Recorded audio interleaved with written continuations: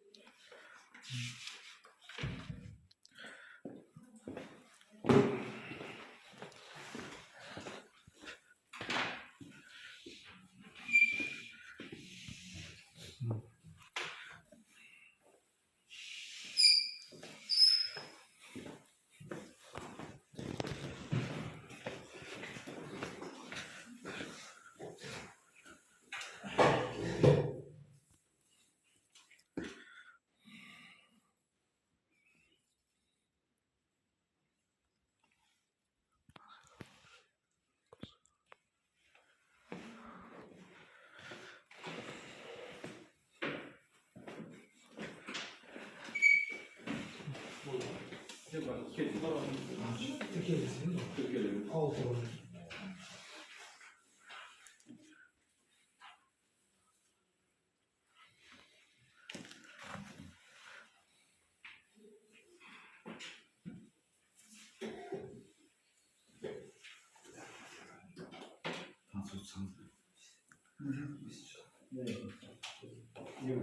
Sayıda gösteriyorlar.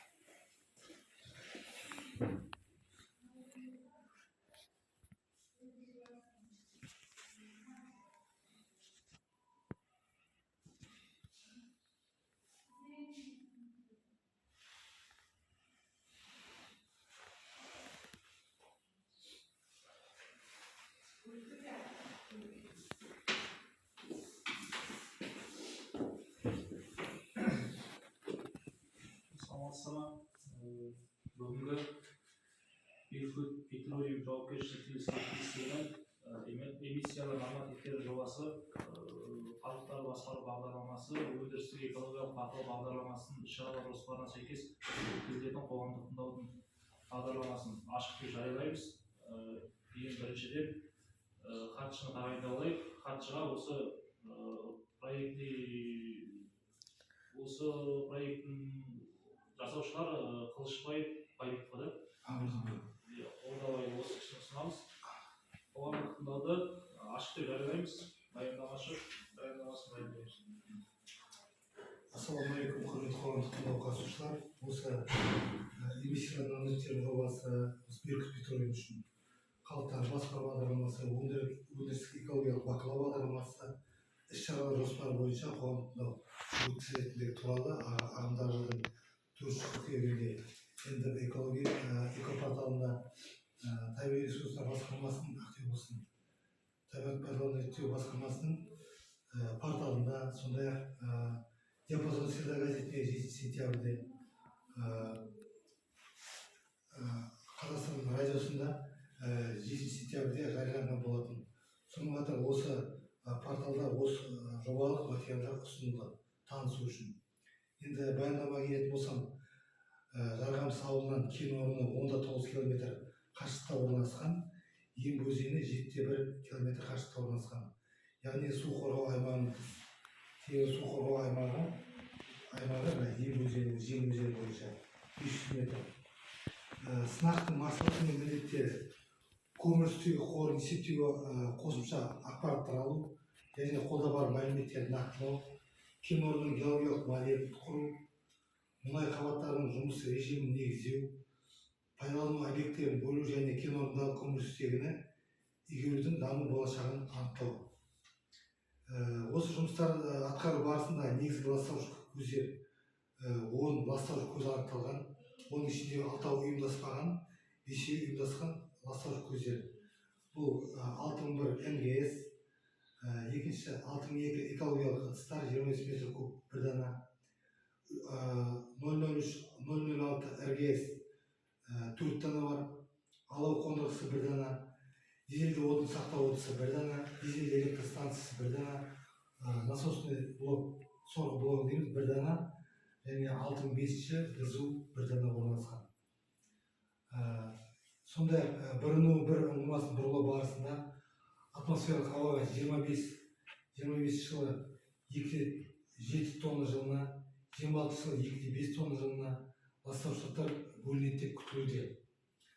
Ластауыштар шығарындылардың модельдеу нәтижесі әсер ету аймағы шегінде кәсіпорынның регламентке сәйкес жұмыс істеген жағдайында атмосфералық ауа сапасы барлық заттар бойынша қалыпты өлшемнен аспайтындығын көрсетті. Беркут северный кен орнының әсер ету шегінде ластауыштардың максималды шөгінділері 1 ПДК-дан аспайды және әсер ету шекарасы 500 метрді құрайды.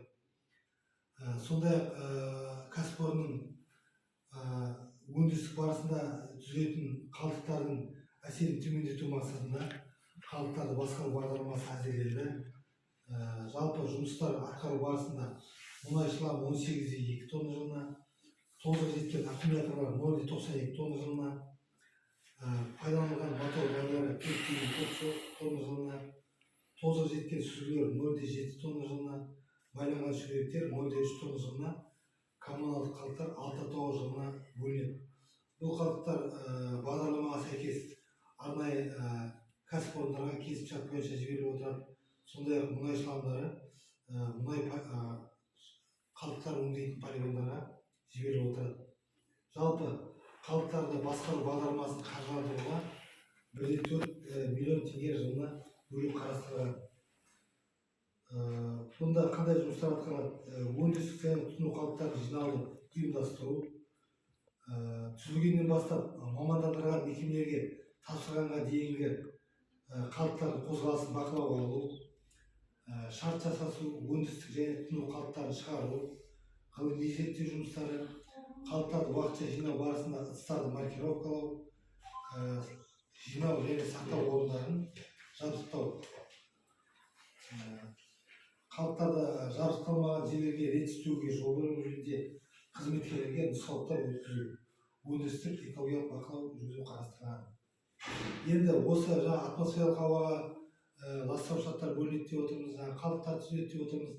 Осыларды кәсіпорын мамандандырған мекемелерді жалдай отыра, аккредиттелген лабораториясы бар кәсіпорындармен өндірістік бақылау жұмыстары жүргізіледі. Бұны экопрожект компания жүргізіп отырады, келісімшарт бойынша. Бұлардың атмосфералық ауаға шығарылатын ластауыштардың нақты көлемі есептік және инструменталдық әдіспен 90 сайын тәулігіне 3 рет жүргізіліп отырады.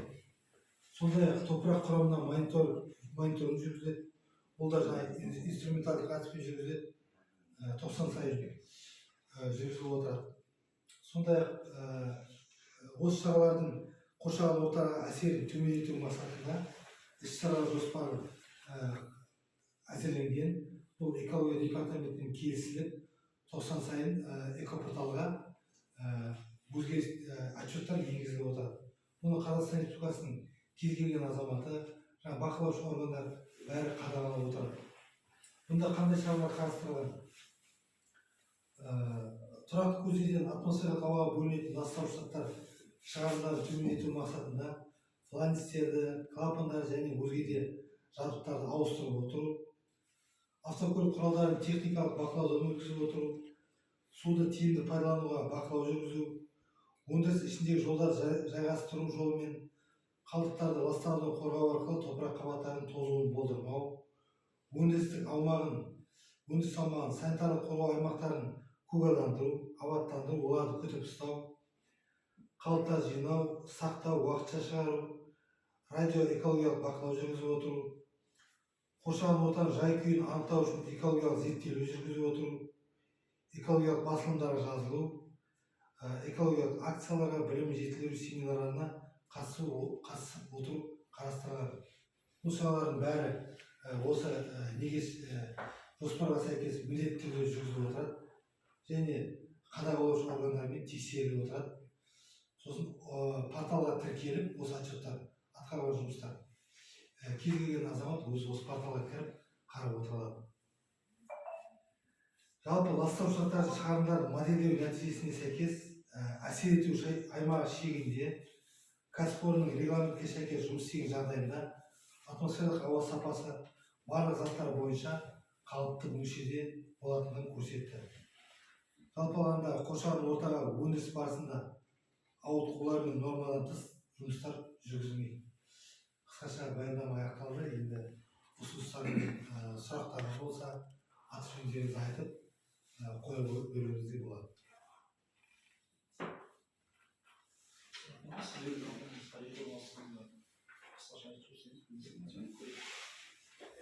Құрметті тұрғындар, сіздер көргенімізге өте қуаныштымыз. Біздің мекемеміз ветеринарлық аталады. Мен бас директорының өндіріс жөніндегі орынбасарымын. Біздің месторождениеміз Жем өзенінің ар жағында 15-20 километр жерде. Қазақ-түріктің IC солардың ар жағында 10 километр жерде бар. Біздер енді пока проекттер жасап қойдық. Оңыма қазуға. Бірақ енді инвестор көп, сондай шаруалармен ұйымдастырумен айналысып отыр. Қазақтың кезде дағы халықпен кездесеміз, бастайтын кезде. Бірақ пока бастағанымыз жоқ. Соның бұрынғы бір скважинаның продлениесі экологияда эмиссия болған. Бұл жерде басында асуға көп адам жоқ, бір-екі адам жоқ басында. Ағақан, операция. Негізі жұмысты келесі жылға жоспарлап отырмыз. 20 бастап. Бұл кісілер жұмыстар бастаған. Ауыл тұрғындары ешкімге хабарлаған жоқ. Жұмыс бастаған кезде сол кезде хабарласам. Қолымыздан келгенше көмек беруге тырысамыз деп жоспарлап отырмыз. Адам жұмысқа қабылдау сол кезде. Пока ешқандай өндіріс жоқ. Бұл кісілер жұмыстарын бастайтын кезде ауылдың тұрғындарының толық түрі кездеседі, қазақ түрі ICC. Мынау проекттің просто продление болғасын, особо маңызды болмағасын тек өзіміз өткізе ойлатырық іште. Қалай жұмыстарын бастайды, сол уақытта алдын ала хабарландырып жіберіп, сол кезде сіз барлық сұрақтарыңызды қоясыздар. Бұл кісілердің сұрақтары, ауылдың сұрақтары особо өздеріңіз білесіздер ғой, сол жергілікті жерден адамдарды жұмысқа қабылдау, сосын ауылдың жерін білдірмеу шама келсе, транспорт жағынан. Одан кейін мүмкіндік болса демеушілік көрсету ауылдағы шараларға болсын, или басқа неше түрлі жағдайлар болып қалады ауылда сондай кезде. Біздің де сұрағымыз жоқ, екінші рет болып тұрған нәрсе ол, былтырда продление болған сияқты. Ол кезде де осы әңгіме айтылды. Бұл үшін ешкім уақытын алмай ақ қояйық. Рахмет. Мына жобаға келісетін болсаңыздар, қолдарыңызды көтеріп жіберіңіздер. Оған тұтындау аяқталды, істерге сәтті. Рахмет.